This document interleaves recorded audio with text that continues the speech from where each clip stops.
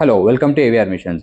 ఇప్పుడు మన ఇండియాలో డిస్పోజబుల్ టేబుల్ వేర్ బిజినెస్కి డిమాండ్ అనేది చాలా ఉంది. కాకపోతే అందులో కూడా ఏంటంటే మోస్ట్లీ సస్టైనబుల్ ఆప్షన్స్ గురించి చూస్తున్నారు. అంటే ఎన్వైరన్మెంట్కి ఎక్కువగా ఎఫెక్ట్ లేకుండా ఇలాంటి సస్టైనబుల్ ఆప్షన్స్ అంటే ఈకో ఫ్రెండ్లీ ప్లేట్స్ లాంటి ప్రోడక్ట్స్ని చాలా ఎంకరేజ్ చేస్తున్నారు ఇప్పుడు. సో అందరికీ ఉండే డౌట్ ఏంటంటే మా దగ్గర ఉండే మిషన్స్లో ఏ టైప్ ఆఫ్ ప్లేట్ అయినా చేయొచ్చు. అందరూ ఏమనుకుంటారంటే ఇప్పుడు రెగ్యులర్ ప్లేట్స్ ఏవైతే ఉన్నాయో లైక్ ప్లాస్టిక్ కానివ్వండి, లేదంటే ఫుడ్ గ్రేడ్ అంటే స్టార్చ్ కోటింగ్తో వచ్చే రా మెటీరియల్ కూడా దొరుకుతుంది. దాంతో కూడా ప్లేట్స్ చేస్తున్నారు. అవి చేస్తున్నారు కదా.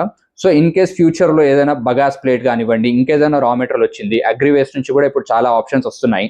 సో అలాంటి మెటీరియల్ వచ్చినప్పుడు ఇదే మిషన్లో చేసుకోవడానికి వస్తుందా రాదా అని అడుగుతున్నారు. కానీ మనము మన డైస్ని ఎలా డిజైన్ చేసామంటే మీరు ఎలాంటి మెటీరియల్ పెట్టినా కానివ్వండి ప్లేట్ అనేది సేమ్ ఫినిషింగ్లో వస్తుంది. అంటే మంచి ఫినిషింగ్లో వస్తుంది. అంటే అందరూ ఏమనుకుంటారంటే మళ్ళీ అప్పుడు మిషన్ చేంజ్ చేసుకోవాలి అని అనుకుంటారు, కానీ కాదు. ఒకే మిషన్లో మీరు ఏదైనా చేయొచ్చు. అంటే మీరు ఈగో ఫ్రెండ్లీ ప్లేట్ అయినా చేయొచ్చు, ప్లాస్టిక్ కోటెడ్ ప్లేట్ అయినా చేయొచ్చు, నాన్ ప్లాస్టిక్ అయినా చేయొచ్చు. Bagasse plate in case raw material అలా ఇప్పటికైతే దొరకట్లేదు అలాగా. ఇన్ కేస్ ఫ్యూచర్లో మీకు బగాస్లో కూడా ఇట్లా స్పెసిఫిక్ సైజ్లో రా మెటీరియల్ దొరికితే ఆ ప్లేట్స్ కూడా మీరు ఇందులోనే చేయొచ్చు.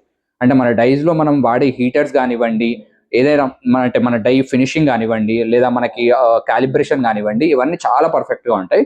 So any type of material use చేసినా కానీ మీకు ప్లేట్ అనేది ఫినిషింగ్ చాలా బాగుంటుంది.